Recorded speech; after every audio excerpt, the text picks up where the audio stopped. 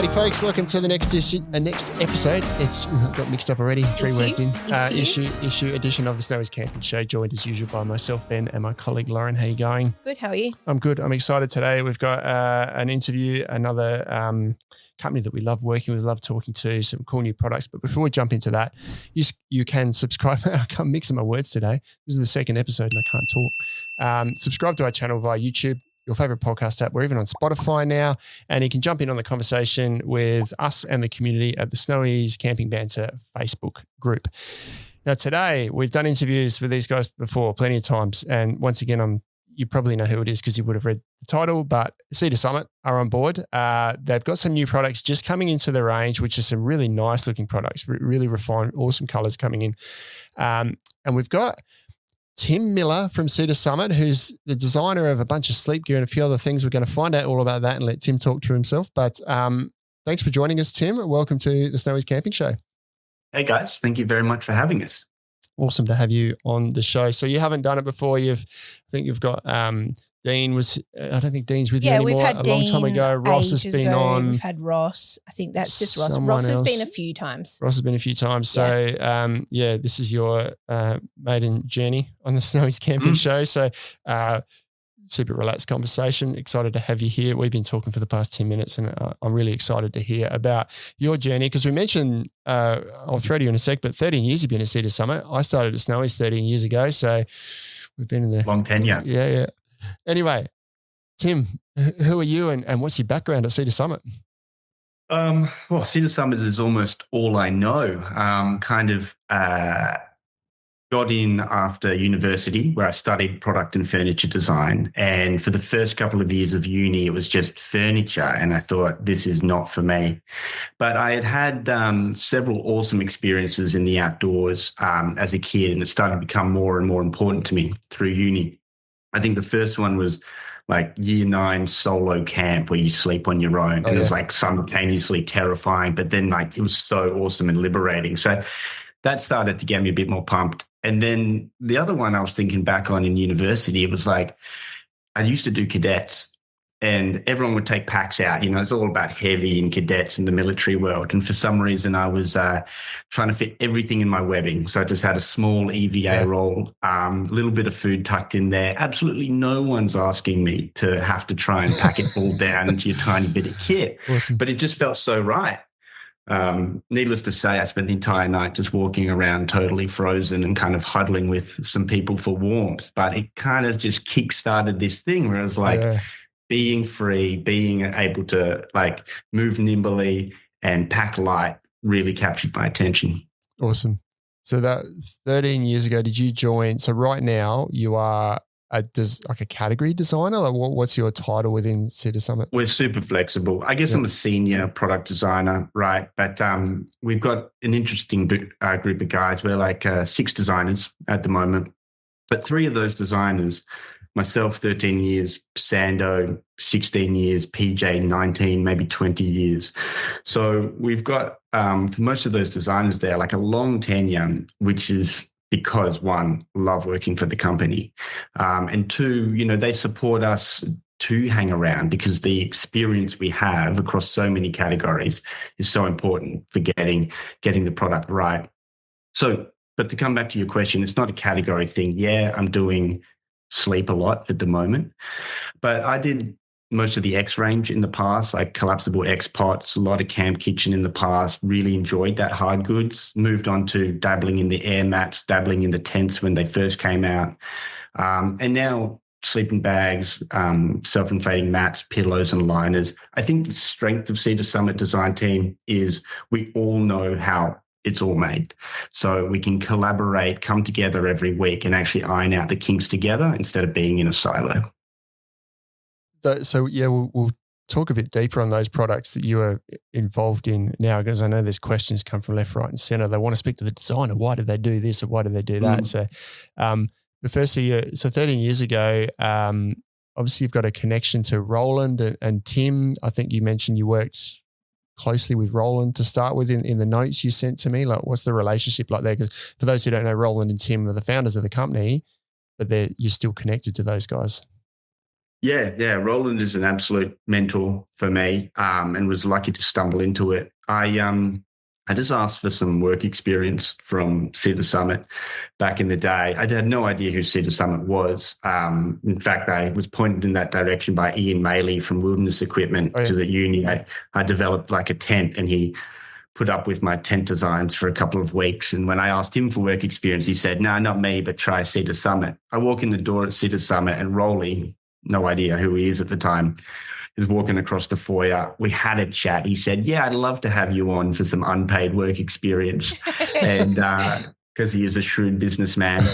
And I spent the first week sitting at a children's IKEA desk because there was no room in the place, cutting out toilet rolls, coming up with a new kayak hub system. And I was like, I don't think this is what I dreamt of when I entered the design world. But shortly after that, he cleared a meter of space on the end of his desk, and I squeezed in there and was there for the next 6 years and had an incredible mentorship by being on his desk, getting grilled by him, but also learning how he operates as not just a designer, but a businessman. And so that's been awesome. And we've been close ever since. Roland's still with the company, still spends about 50% of his time in the design team room, just talking about gear, giving feedback. And so he is still a big part of my life, and I'm very lucky for it. That's awesome. So you graduated from unpaid to paid pretty quickly. No, took longer than I'd like. Longer. You mentioned before you have a team of about 6, and 3 of those are really long-standing members. When you're sort of getting new people in, how do you balance that long-term experience and a real integration in the brand with new ideas? Is that something that you sort of find challenging at all? Super challenging. It's we're in a really good place with the design team now, but we struggled so hard to add more people to the team. A year ago we added Liam, youngish designer. He came from Dyson with a couple of blips along the way, and has come in with he's a keen 4-wheel driver, but doesn't know heaps about ultralight through hiking life, right? And he's come in with awesome new ideas, and especially because he's doing a lot of our hard goods in Camp Kitchen. That kind of engineering mechanical mind has been awesome to us. It hasn't always worked out like that. We've had guys work with us who are engineering minded, but they don't have the flexibility or at least just the grounding common sense to make it work. The other designer that we just brought on, he's an American guy, because we do struggle to get great designers in Perth that are ready to go, instead of training them up. And but he's been designing packs for a very, very long time, incredible with the soft goods, and he himself is very experienced in the outdoors. So I guess we've got the 2 examples of someone totally fresh, in my opinion, like Liam, to the industry, bringing new ideas, and then hiring someone who's got 30 years of experience personally and professionally in the industry. Mm-hmm. So what's let me preface this by saying I think the industry is, from a camping point of view, maybe not so much an ultra lightweight point of view, but the industry can be full of a lot of stuff that's a little bit me too. Quite often comes out of the same factory. It's just a brand goes there, and the quality or the functionality of the product is largely based on the differences that company puts on it or the quality control they've got. But your company's not like the Cedar Summit's not like that. It's from my understanding, it's a ground up process for every product. Do you have an approach that you use regularly for all of the products, from idea to it actually hitting the shelf?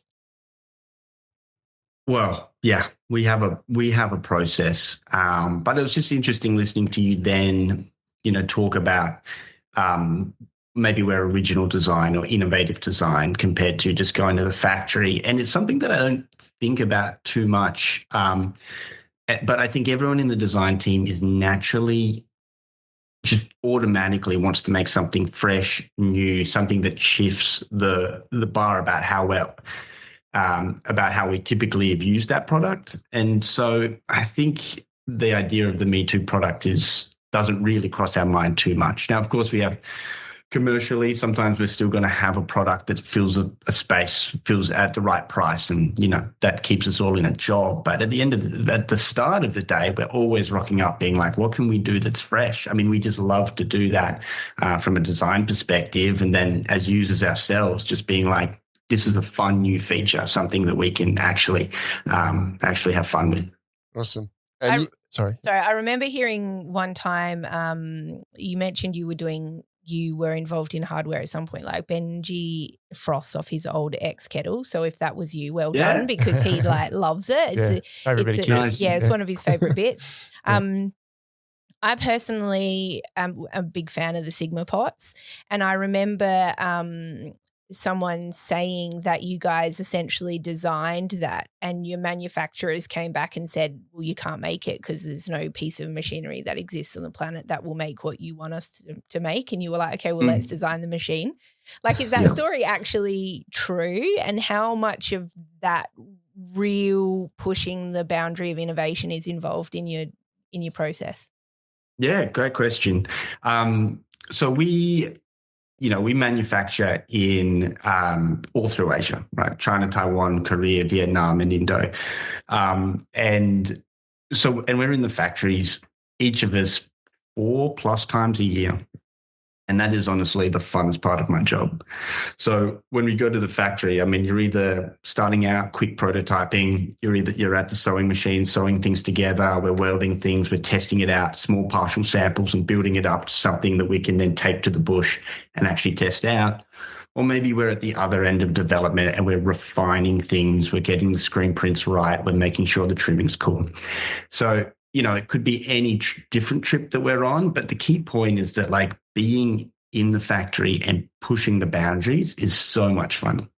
So I think the Sigma pots, it wasn't just the tooling, but we also needed to source, and it took a long time, the particular pressing oil from Japan. That's the very important lube that's actually going to allow the pressing of that pot without it all wrinkling up. And so, there's those things that you hear whispers on the wind that it might be possible and we need to go source it. But another one is if a factory tells you no, you're on the right track. Yeah, right. And all we hear is no. And it can actually be super training. But if you just remember that if they're saying no, that means that somebody, they haven't done it and someone else can't walk in and just do what you're doing. Someone can't replicate it.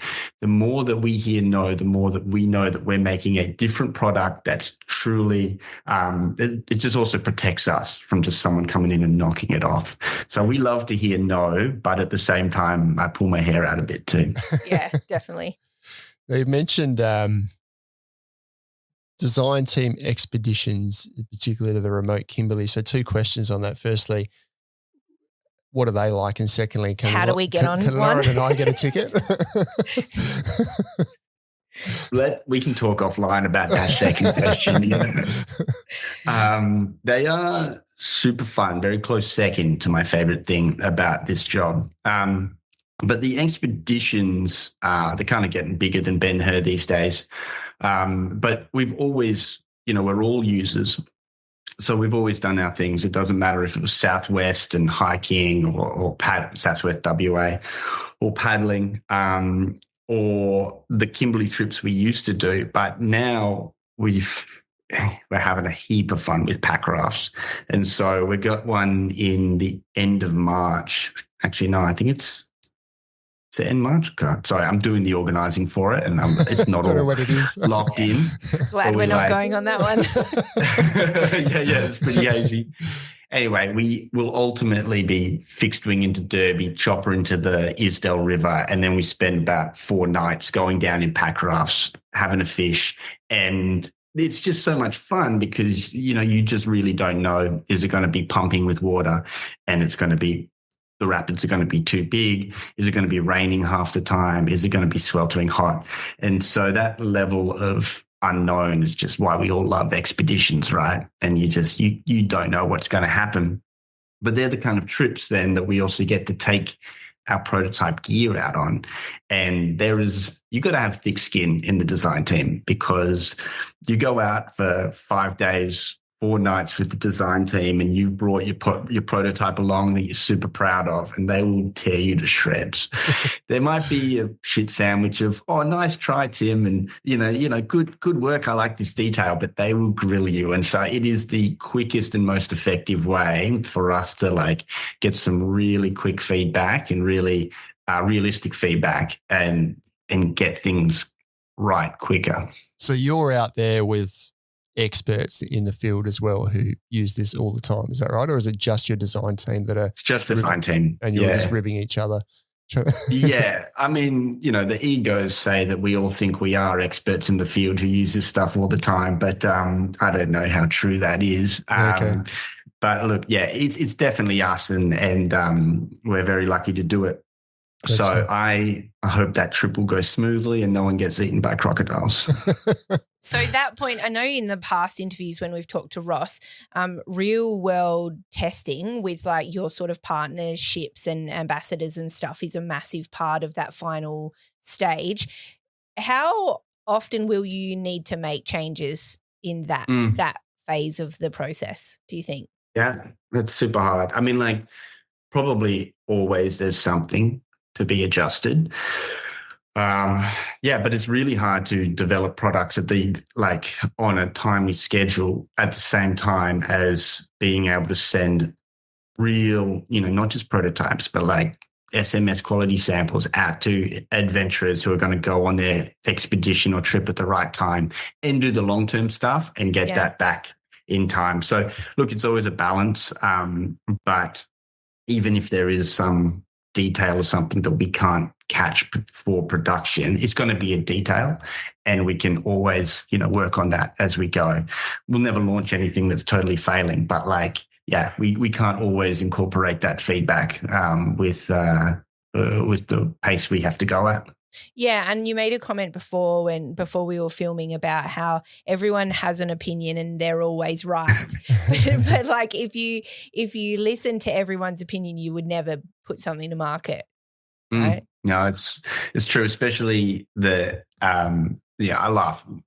We're not too egotistical, but designers are still pretty egotistical, right? And so you try, the balance is design by committee versus design in a silo. Design by committee is not the best solution. You just have sales, marketing, products, customer feedback, athlete feedback, all happening at once does not necessarily lead to this perfectly rounded product.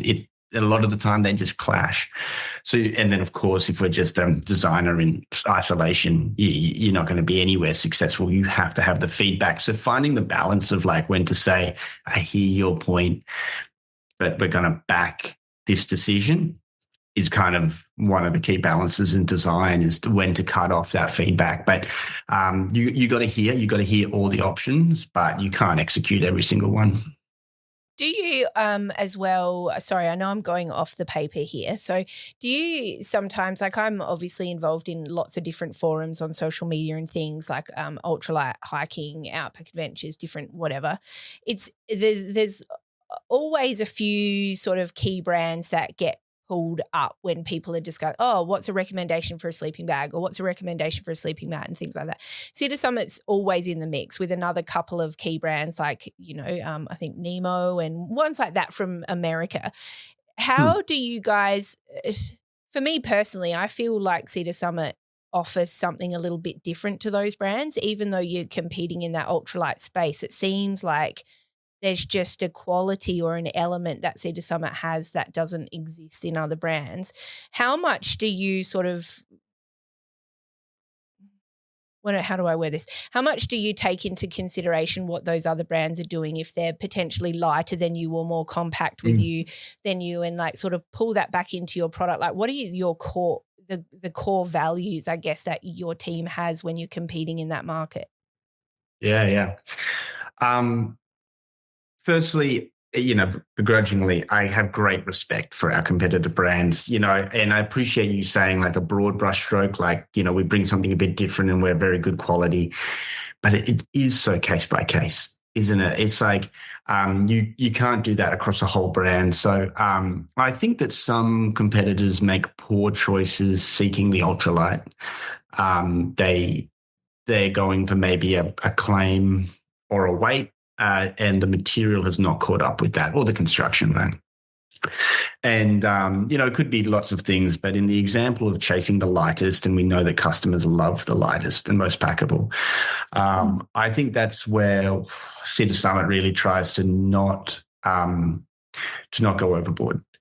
Like, we could do it too. We could rock up with a 7 denier, super thin TPU laminated material and slap together some air mats, but like, who's happy? I mean, that's not our brand promise, and we're just going to lose customers. So we're very much like have to acknowledge that maybe we're not always going to be the lightest. I mean, again, case by case, I'd love to be the lightest in the world, but if we have to sacrifice a little bit of weight to make sure that it's durable enough, you're not going to pop a weld, or you're not going to bust a zip, and that it's comfortable, like within reason, that we're still delivering comfort, that's where we stand, and we feel very comfortable there.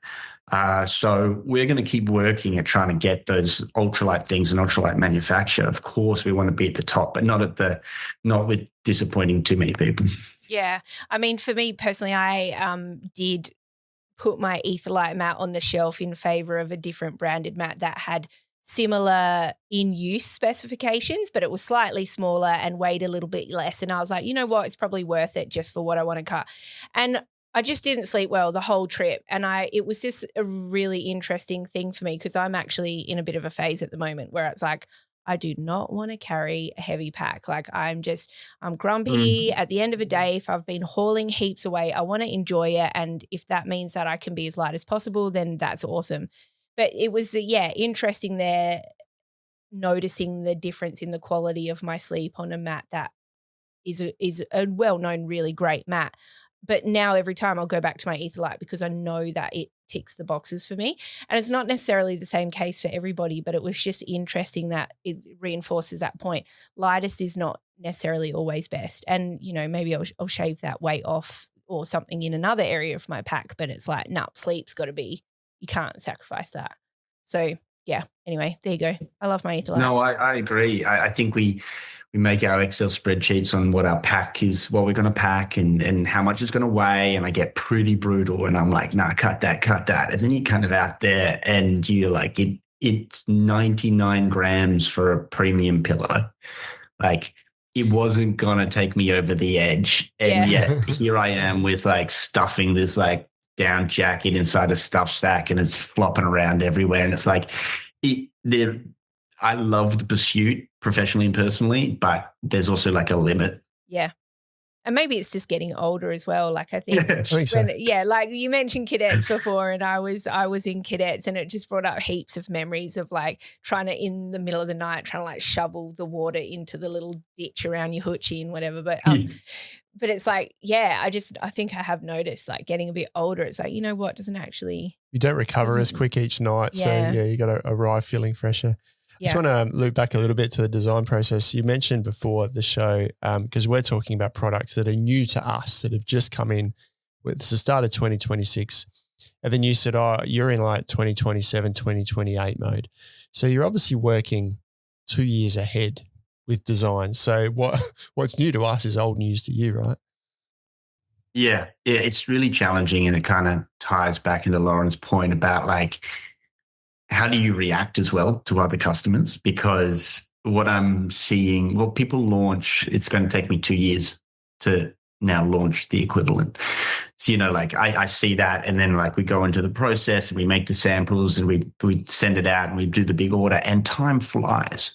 And so you really do play a game as a designer of like, if they've done it, you're already way too late. So how do we get well in front of it, and how are we sourcing the materials and the manufacturing techniques that like they don't even know about? But yeah, we just had our S28 29 meeting yesterday, which like, it's just interesting, isn't it, how it all fits together? But that's how much lead time we need to do a good job on the product, and how manufacturing works to ultimately get that in the customer's hand. Wow. I know I'm always excited. Like, when a new workbook comes out, I'm always excited to see the Summit stuff. Well, the Cedar Summit workbook was always exciting because there's so much to look through. Yeah. And it used to, like, it probably still is really thick. So you just, well, it comes in a PDF now. I remember my old boss at a previous shop that I looked at. It's like, oh no, the Cedar Summit manual's in, because all the staff are like, just, can you put it down and do some work? Who's got the workbook? Yeah. Yeah, exactly. Can we touch on sustainability? You mentioned this, and there's a lot of cool stuff that seems to be happening. A lot of certifications that more and more companies are having. You guys, I saw in your recent workbook, a bunch of certifications that you've got. Things like solution dyed fabrics seem to be more and more commonplace nowadays, which have environmental and longevity benefits, I believe, for products. And also to being field maintainable, I think, is one of those little hidden things that just kind of happens with your products. And I know I did a video in store the other day just on your stuff sack range, which is a simple thing, right? But then you look and you realize a heap of these have got replaceable buckles. So, because if one of those buckles breaks, that dry bag's somewhat useless, but you can replace it. So there's always little things that you're doing for after sales as well to make products last longer. So sustainability seems to, correct me if I'm wrong, from a Cedar Summit point of view, isn't just from the manufacturing process, but it's the longevity of the product as well. Oh, yeah. I mean, sustainability is a challenging one for everyone, right? For us, it is not the highest guiding light of our company, but one of our 5, brand values is do the right thing and tread lightly, which is the other one. And basically, that's such a broad brushstroke, but that's going to be like sustainability, governance, socially, we have to be right. So within that, the sustainability side, our first point is to say that the biggest impact that we're going to have is if we make poor quality product that's going to break and gets thrown away. If we can repair it, that's great. If it doesn't break in the first place, that's way better. That's the best impact we can do, but that's not enough for us. That's the end of the discussion. So yeah, we've got heaps of different, materials and manufacturing that we now do and we add to the product. I think you mentioned the certification. Like, if it's not certified, it doesn't mean anything to me. I think going out and saying you've got a recycled polyester and you don't have a third party backing that up, you may as well have, in my opinion, not have said recycled, because anyone can do that. And there is no supply chain tracking or transparency to say that's true. So we don't claim any of our, low impact materials if it's not third party certified. Do you think that makes a big difference from a customer base and a sales base perspective? And the premise for that question is, I think there's a lot of awareness that those certifications actually cost a lot of money. Like, to go through those processes and have your company, I've just had a mental blank. It's called like blue sign, like for your company, or your down certifications, all of that stuff. Long process, a lot of money. Is the end result or the return on investing in those certifications worth it, do you think? Okay, so return on investment, I'd probably say no. Sustainability, like, you can see some studies that sustainability is a nice to have. If your exact product and exact same price and one of them has a sustainable feature, that's the situation in which someone would pick it. But super broad brushstroke, but generally speaking, it's not a massive mover for the customer. But I think the goal for Cedar Summit is not the end sale. We've just done our B Corp application. And so that is that high standard that companies, third party Swiss certification that's saying that we, sustainable, social, and governance, have a very high standard. And so that's something that no customer cares about. I would hope a retailer could start caring about it. I hope our distributors around the world care about it, but we care about it. And so having that B Corp certification doesn't result in any dollars. It just costs us a lot of money, but it reflects, at least internally, that this is how we want to operate in the world. Yeah, so I guess if you put your marketing hat on, it's higher up the funnel. It's a bigger branding exercise to support the Cedar Summit brand rather than the point of sale when the customer's buying it. I think it's influencing a larger audience nowadays anyway. The sustainability side of it. Yeah, definitely. Maybe I'm being a bit brutal about the whole thing, but it's just a delicate balance all the time to get it right. Like, don't greenwash, make real change, but don't have your product $200 more than your competitor, depending on the product. How do we do it right and keep all our jobs at the same time, and make sure that we're a sustainable business in the long term? Yeah, but I think you sort of made an important point that you touched on before, that like B Corp, it's as much about Cedar Summit and your own internal community and your own internal standards and ethos of each other and the team members that form Cedar Summit more than anything else, which I think if, from my perspective, having that gives you a really clear vision of what you want from every single person that's involved.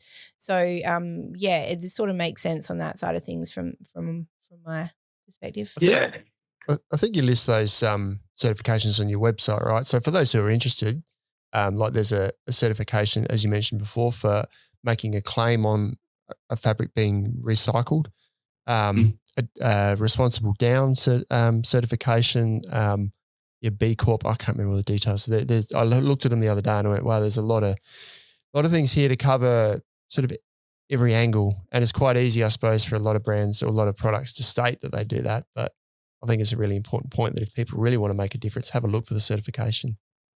Yeah, I mean, that would be ideal for the money that we put into all that certification, that people see the difference, but it's not a choice for us, right? It's just got to be done.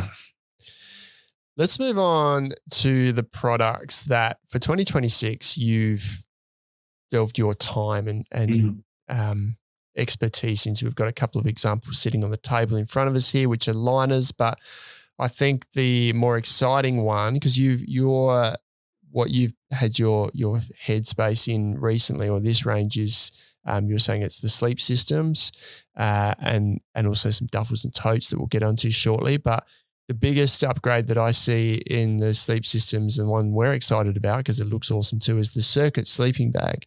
Can you now the question that was floated around our office with the circuit sleeping bag was comparing it to the Trek. Like, where does it fit? Where does it fit? Because the Trek has been for so long and still is a really good value bag. It was always the go-to for scouts that go, I want to get a down bag. I don't want to spend the earth, but I don't want to get something cheap. Yeah. And Trek was always there. So where does the circuit fit in with that? And what are the key differences?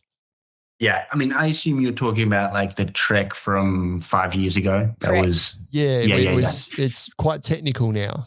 The Trek. Yeah. Which we can just put aside for the moment. The original Trek. I mean, like, what did we have to fix? I absolutely made the circuit with the exact same, to embody the spirit of the original Trek. Gotcha. It's such a good bag. It doesn't matter if it's just like your pack size for and warmth for like the price of it, the features of it being able to open up, and the fact that I really stand by like the best feature you can have for like extending the comfort range of your sleeping bag is for it to turn into a quilt. Totally. Like, it's just traditionally that feature really did great in Australia for decades and decades. And traditionally, like USA and Europe wasn't as big a thing. They're like a 3/4 length zip, maybe full at the most, not a wraparound zipper. But I mean, for me, you can do all your fancy ventilating and stuff, but if you can just open it up into a quilt, you've just extended like another 10, 15 degrees to what is a comfortable range for your sleeping bag. And I have the luxury of having a lot of sleeping bags. But for everyone who doesn't, I mean, if you can buy a -1 degree sleeping bag and it's going to work for every trip from 15 degrees when it's just a summer night all the way through to like a -1. I mean, that's awesome. So anyway, that's why I think this product did well as the Trek. It's going to do even better in its updated form as the Circuit, because it just sticks to the simple functionality of having a practical sleeping bag. So if reading between the lines, it sounds like Trek was awesome. Then it got a bit technical and expensive, and now there's the Circuit for that entry-level quality bag. That'd be a good analogy. Yeah, I mean, I don't even know what to say about the updated Trek, but I would say it is not.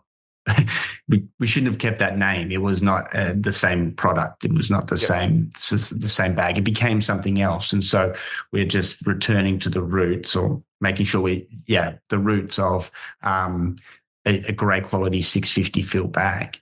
The other updates we did was we changed it from a 30D fabric down to this very nice 20D polyester recycled shell. And it's very supple, and it's improved the weight of the bag, improved the bulk of the bag, and also chucked on our deeper hood.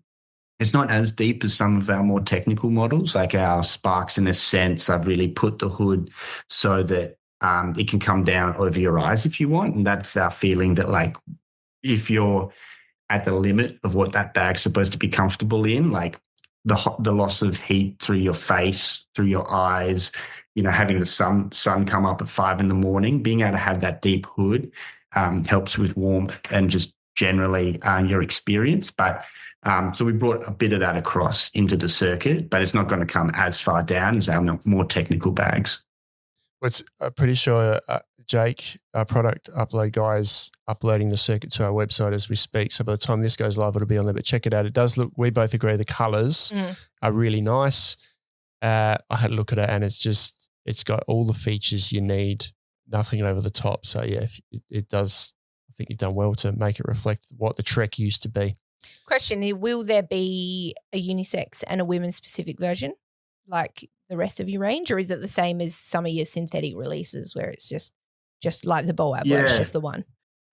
Good question. I feel like, we debate this a fair bit, but right now I think the position is that technical sleeping bags, we can justify having a unisex and women's, whether it's warmth or fit or whatever. But for our more entry-level or mid-level bags, we don't need to have the difference. Yeah. So that's why we offer the short reg wide, and the long. So it's just got pretty much, we've still got the same fit that works in our technical women's models, but it's just called unisex. As a very womanly woman, and I said this to Ross in our last thing, please don't scrap the women's sizes.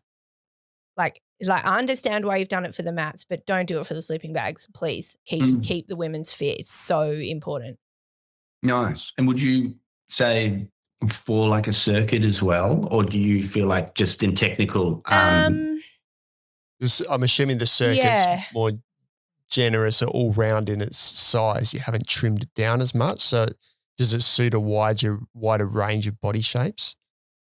I mean, put it this way, from my side of things, the very first expedition style or multi-day hiking bag that I bought, sleeping bag that I bought, was when Cedar Summit released their women's fit. Before that, I never owned one because I could never fit in one comfortably. Just with the way that I sleep and the shape of my body, it was one of the biggest barriers to me from enjoying something that I love to do. And I was always just had to do with quilts and multi-layering quilts to try and get warmth and things like that. So the concept that, whilst I understand with the mats, but the concept that it might at some point be on the table to reduce that women's fit, to me would be really sad from an accessibility perspective. I love it. Great feedback.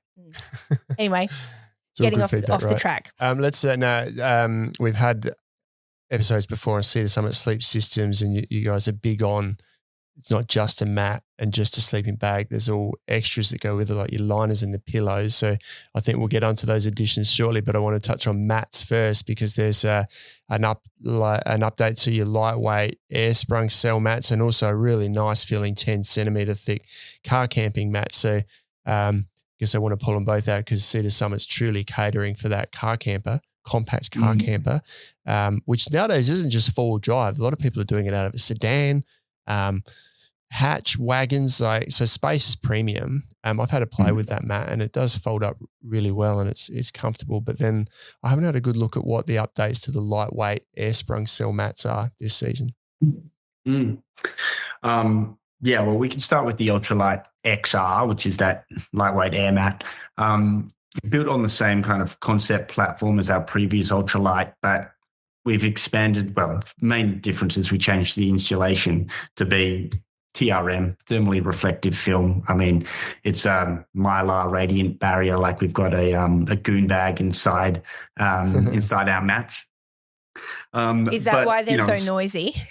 Sorry, I couldn't help myself. I had to bring that up. No, that's super fair. No change. Like it's not more noisy. And luckily, because the film is like 0.01 millimeter alley film, like at least it doesn't matter. I was just taking the piss, Tim, because I have another brand mat that was way noisier. So but I was just taking a piss. Sorry. Just wanted to be all like, I couldn't help myself. It was an opportunity. That's good. It's honest. So anyway, we changed that material, and like now it's like half the bulk, half the weight as well. I don't know, but half the bulk. So the whole thing's come down crazy small, and then that puts us like right there, competitive in all of the metrics with with other people on the market. But then, I think where we had to make our decisions about where do we sit. So we're competitive, but what's our position? Well, we've stuck with the same 3040D nylon that we use for the rest of the range.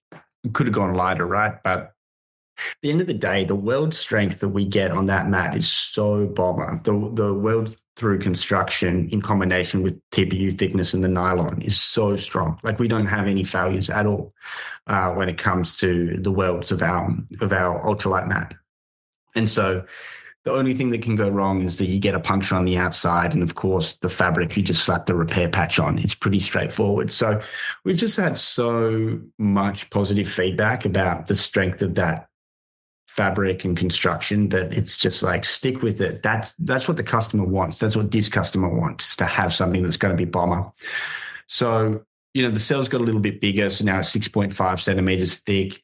It's super durable at a very competitive weight. Can't say where it sits exactly. And the bulk's come down half the size. So I think it's going to do very well for us, because I think a lot of customers will appreciate those features. In terms of durability, I want to ask, inflatable mat, people always go, I'm going to get a hole in it. Always a chance that's going to happen, right? Some of the photos that I've seen have got a guy, obviously one of your designers or whatever, just lying straight on the ground with it. Are you promoting that it's a more rugged fabric in that respect, or do you still recommend putting something under the mat?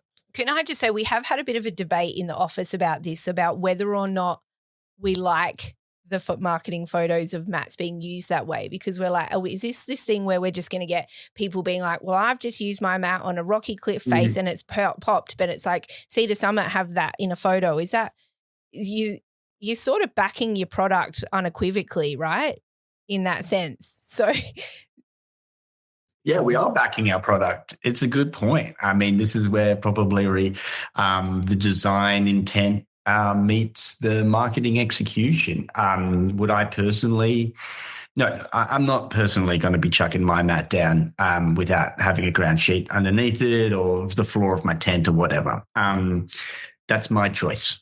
I think our customers could do differently. And honestly, the 3040D fabric is so good. I mean, when it comes to abrasion, I've got no concern. But if you're going to chuck it down on something that's actually sharp and puncturable, could puncture it, yeah, there's a limit.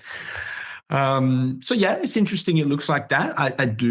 I do back the mat, but I personally will be chucking down. Like I use just one of our old Tyvek ground sheets, and that's just so practical for me. So I've always got that in the hiking pack. But yeah, that's a good question. Just got to apply some common sense once again. It's just not so common. You mentioned that the mat's now like essentially bomb-proof with the weld points and things like that. I think for people who potentially have been using your Etherlite mats and your air sprung cell mats for a while, some of the talk about that would be like, I know, just having friends or colleagues where those weld points have failed.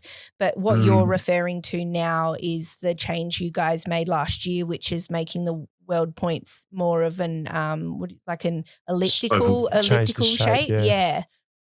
Yeah, and then the other key point there was we increased the top. We had a 0.07 millimeter TPU on the top surface, on both surfaces of the previous ultralights. We just dialed that to be a 0.1 on the top. So it's gotten, 50% thicker on just the top, because that's where we had the shear where the base wasn't having that problem. And now we're like 25, 30 times stronger. Yeah. I think, just the nature of those loop welds, the way it was pulling, and the thinness of the TPU, it didn't require much oval weld and a little bit thicker TPU to kind of blow that metric out of proportion. Okay. So yeah, now the Etherlite XR Pro, is that the name of it?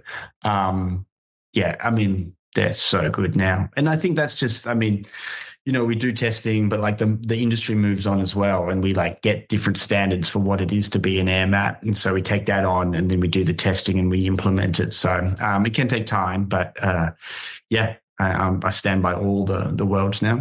Nice. What about the Comfort Deluxe? I think it was called the 10 centimeter mat.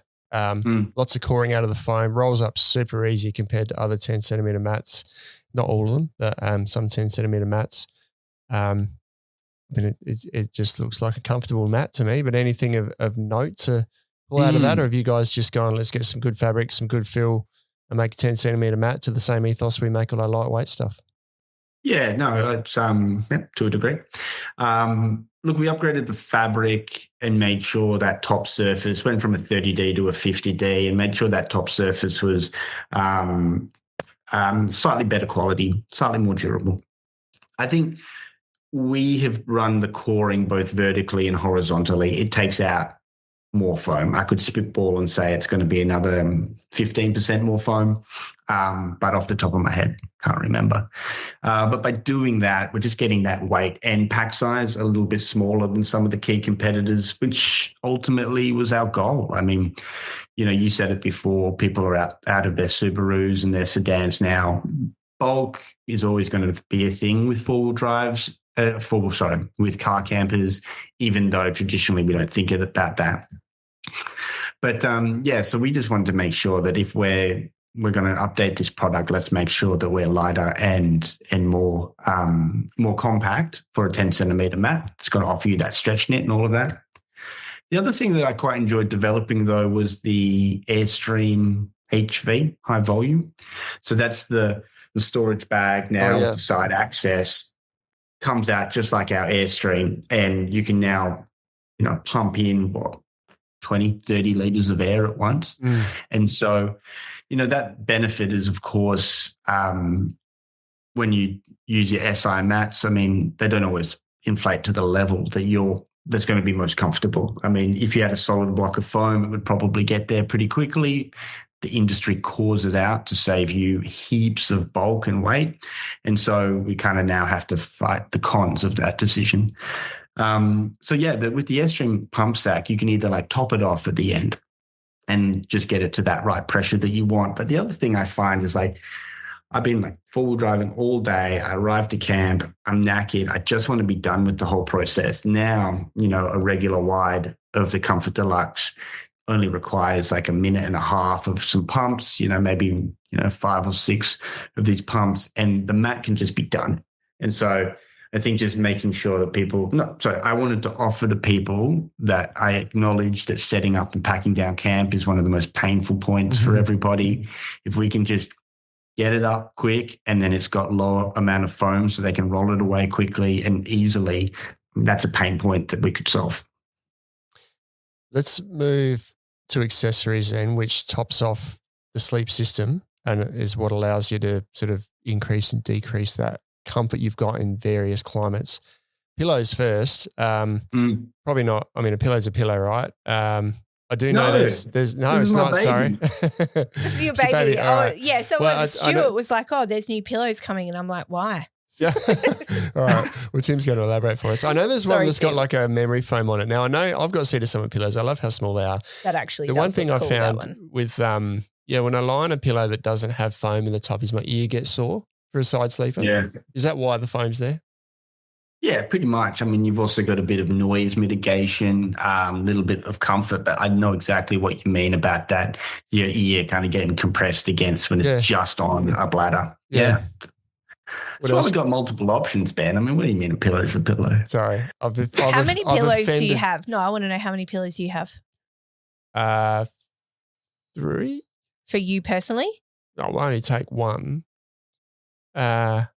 Anyway, I've offended Tim now. His pillow design. Yeah. Tell us about pillows, Tim. I've got 4. Oh, there you go. They're all different. Tell us about pillows, Tim. I'd love to hear about this exciting product.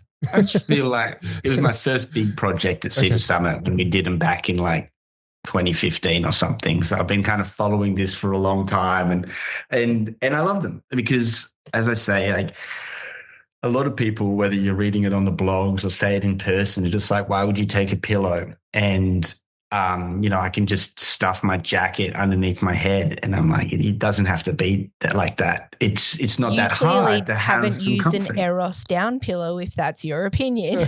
Yeah, exactly.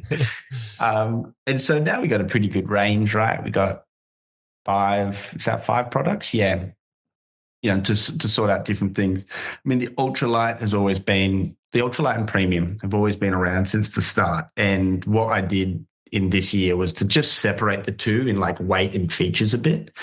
I mean, the original Premium was still really light, and it had, fabrics that weren't laminated, so a bit more breathability, and that's fantastic. But I just wanted to extend the difference between the two. So your Ultralight pillow is now 50 grams, maybe 60, can't quite remember, but like it's a joke how small it is and how light it is, and you can just chuck it in the top of your sleeping bag, compression bag, and she's gone. It doesn't even have to be an extra thing, simple as that. But the Premium now has got the 5 millimeters of memory foam over the top, plus there's like 3D knit on the surface as well, which creates more cushioning. And so that whole thing has just been elevated. So now there's truly, I think, it's 99 grams. So it's like, it really is, while staying in the light, a great increase in comfort and noise and we've also changed the shape so it fits the hoods better. So it's a very nice improvement there. Now, Premium pillow is probably my favorite for hiking, at least. We got the down pillow, which sounds like, Lauren, that you're a fan of that one. Foam core, like foam pulled from all of our self-inflating mats. The foam was pulled out, chucked into our pillows, and that's just a simple entry-level pillow, but rolls out nicely, nice and compact. And then my passion project in the pillows this year was the Memory Lux pillow. So, why don't people just take their car camping? Why don't they take their pillow from home? And quite frankly, it's a great option. You love your pillow from home. Good on you. It's got a pillowcase you can wash. Like, it's not the end of the world. But for me, having, I look in the back of the car and my lovely wife has brought our 2 pillows along and is like taking up 25% of the space of all the camping gear that I brought. And, everything's so ultralight and packable, and it just adds up. And it's just another thing to try and get out of the way when you're trying to get into your duffel bag with your clothes in it. And it's just extra. So the Memory Lux pillow is like 50 mil of perforated memory foam. But then underneath is the SI bladder, self-inflating bladder. And I was like adamant that we didn't want to just make a memory foam pillow, just a solid memory foam, at least for now, because I think that everyone sleeps differently, and I definitely acknowledge that that's the challenge. Like, you take your pillow from home because it suits you. Maybe you want something super flat, super tall, firm. Everyone's different. So that's what this Memory Lux is supposed to do. It is a car camping pillow that you can adjust the height and firmness by dialing that SI bladder. And then you just like pop the valve, roll it away, and it's going to be this nice little unit you can slide in with the rest of your sleep system. So I love this one. It's a really premium product, and a lot of people around the office are really stoked. There you go. It's more than just a pillow from Cedar Summit. I was pretty excited about that for that exact reason, because obviously camping with lots of people all the time, like 50% of your boot can be taken up just with house pillows. I haven't actually had a good look at the pillows yet. I will now. Thanks, mate. Let's talk about liners, because they're I've got to be careful what I say here. They're terrible. Well, no, they're not really. I think you've simplified your liner range, because it did blow out to quite a lot there for a bit. But a liner, different. No, I guess there's two questions I've got around liners here. One of them's Jake's. He really wants to know. Oh my God. Can I guess the question? What? What's the difference between compact mummy and a mummy? Because they look exactly the same. No, that's not the question. He wants to know. He's noticed that the drawstring's gone out of the foot section. So he just wants, like, not that he said, oh, that was really good. He just wondered what the rationale was behind that, because Jake's got to design mine. Secondly, the two types of fabrics. So you got the Thermalite hollow fiber, kind of made different thicknesses, that very, very high level, different thicknesses to warm the sleeping bag up a different amount. And then there's Coolmax, which is cooler. So, but most people are going to go, but it's just a synthetic fabric. So how does it work differently? So, yeah, totally. Yeah. I mean, you're bang on with the Thermalite being hollow core. And what we'll just talk about briefly is just the actual yarn. The fibers within the yarn. I mean, we get fiber, we spin them out to become a yarn in the first place, and then that gets knitted up to become the product. But the fiber itself in Thermalite, that's a hollow core. So we got a nice little donut shape, which means that when it gets warm, you can actually trap some warmth inside that fiber, and ultimately, it's not just going to be lost and emitting out to the air. So the hollow core makes a fair bit of sense. The Coolmax is a channeled fiber, which I'm very impressed that they can do this on such a microscopic level. But they're extruding the recycled polyester. They're putting it through an oven, which creates cracks, but not so many cracks that you're going to damage the fiber, make it feel weird. And so you kind of get what was, a circular cross section has now got all of these typically about 6 or 7 cracks, and that uses the kind of capillary action to draw sweat or moisture away from the source and dissipate it a bit more. And ultimately, when it's dissipated, it will evaporate quicker. So I completely agree with you. The two do largely feel very similar. I mean, they're both 80 GSM polyester knits, but the fact that you can boost your warmth with one, and with the other, you can have I like to see it as more of an all-rounder. The breeze. With the other one, you can have better moisture management. But here's my hot tip, probably controversial as the sleeping liner designer, but like the breeze does everything for me. Just because if I use it inside a sleeping bag, it's still going to boost my warmth. It's still like got an 80 GSM weight. It's going to change the comfort of my skin against the sleeping bag by being a nice stretch knit. And it's going to work quite well inside the bag for a bit of extra warmth. So I can chuck that in easily. But when I use it, on a Kimberley trip, it's stinking hot and I'm just sleeping straight on top of my mat. As soon as there's any sweat, and it's not inside a sleeping bag, as soon as there's a bit of sweat, that's going to wick away, evaporate very quickly, and you feel a lot better. So for me, that's the liner that I can take all the time. But if I'm really worried about warmth, sure, I can double down and get the reactor. But yeah, I'm a breeze man. And for Jake's purpose, the drawstring on the foot, was that just something that wasn't necessary? No one really used it? Yeah, I'd say so. I mean, we kept it on the breeze because I think it's still nice to have that ventilation and flexibility, because when you're hot and it's still air, you want any option you can get to just get a little bit more comfort. Mm-hmm. We do like liners. I think most humans do like to have something on top of them when they sleep. I mean, The question is why, if you're hot, why not just sleep totally with nothing on top of you? But there's something maybe instinctual in us that we like to have something on top. So that's where we can have it as ventilated as possible with the breeze, and you're nice and comfortable. But we dropped it off the Thermalite range, the reactor range. Just wasn't a super popular feature. And we've also just dialed our pricing a bit more for the retailer, that It's just that we want to make sure that it's a more attractive option, so we could cut out things that weren't resonating with the customer and keep it where it was.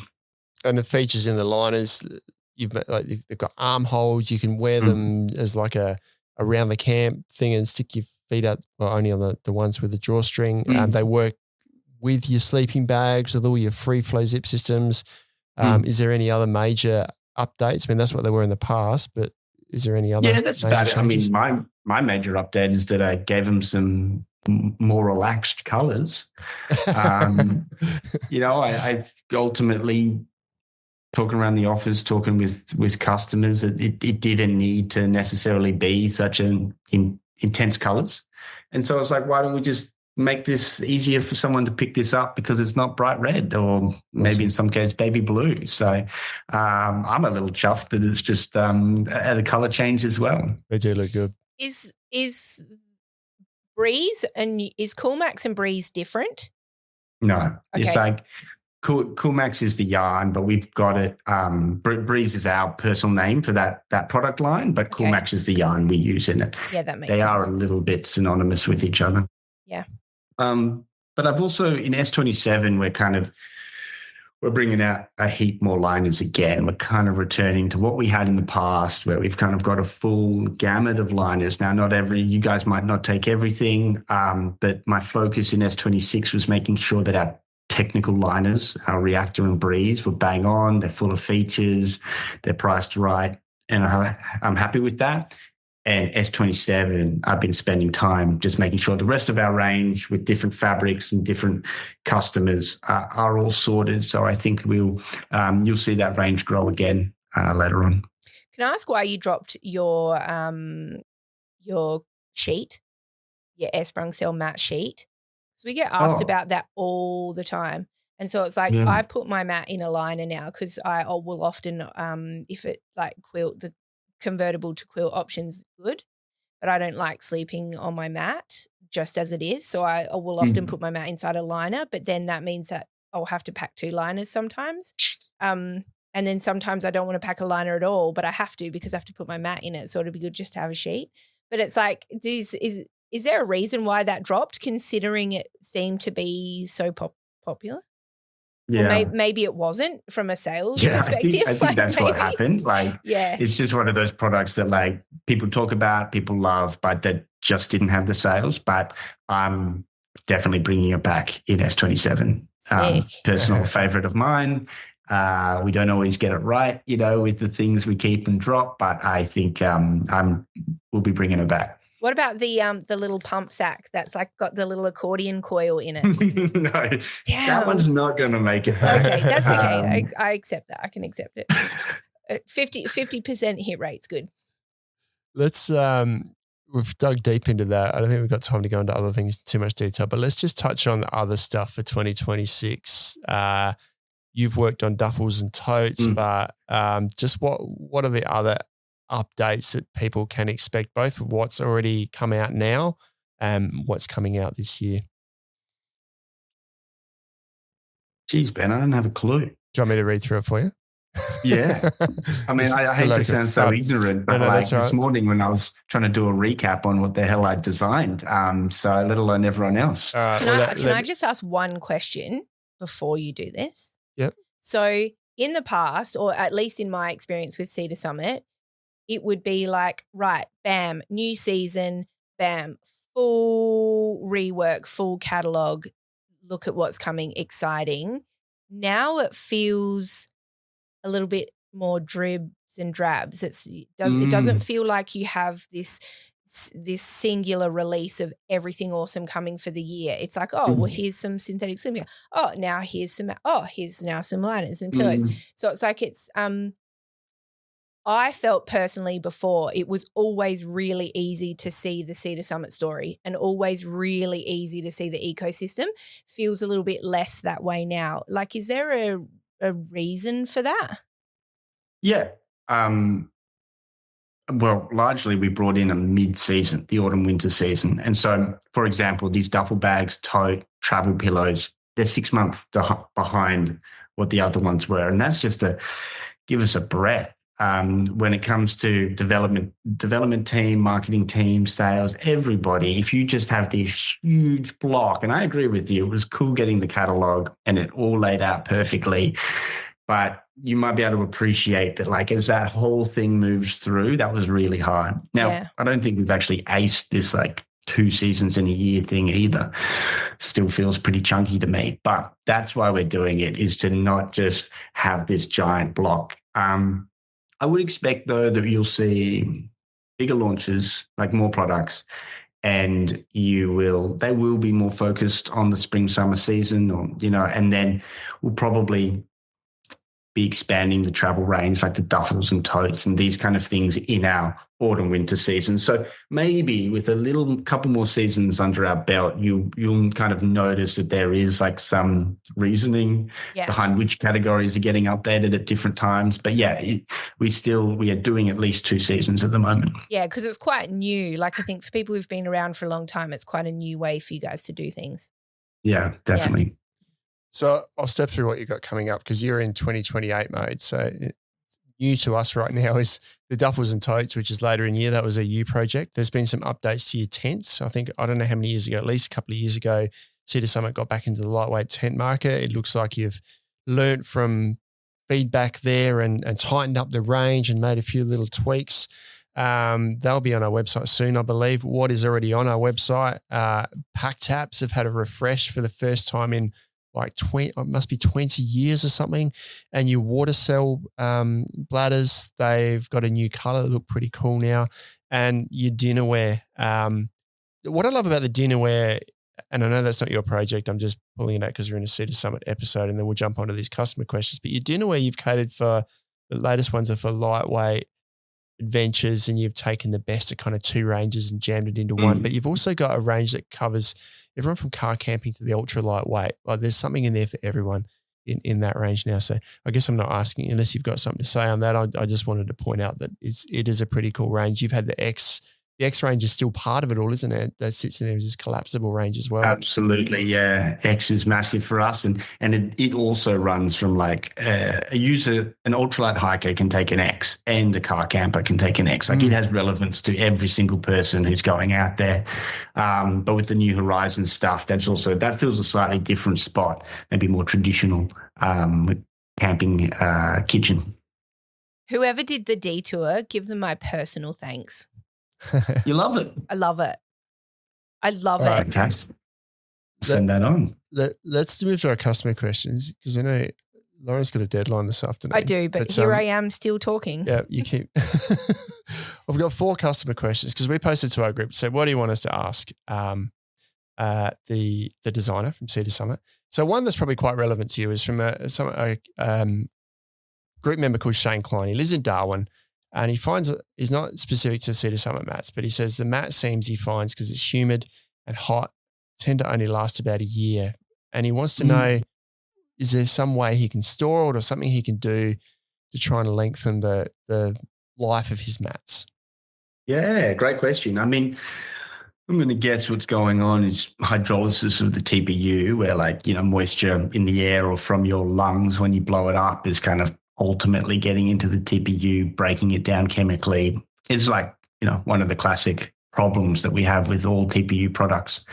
It's definitely storing it with the valve open and probably unrolled is going to be better, but it's an air mat. It's going to sit pretty flat.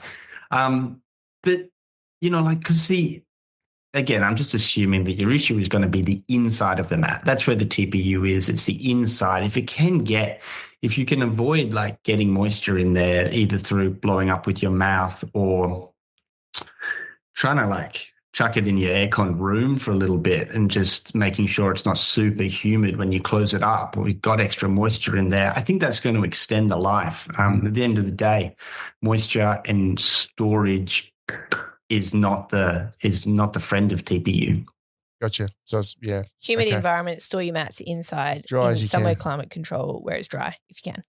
Now, and then Sarathi, we don't even need to dig into this, because we've got another episode. I reckon it was with Dean from Cedar Summit back in episode 11, very early in the piece. How do you specifically test R ratings? With that creepy doll. We went into the creepy doll that, anyway, we went into that. We'll put a link to that episode in the show notes.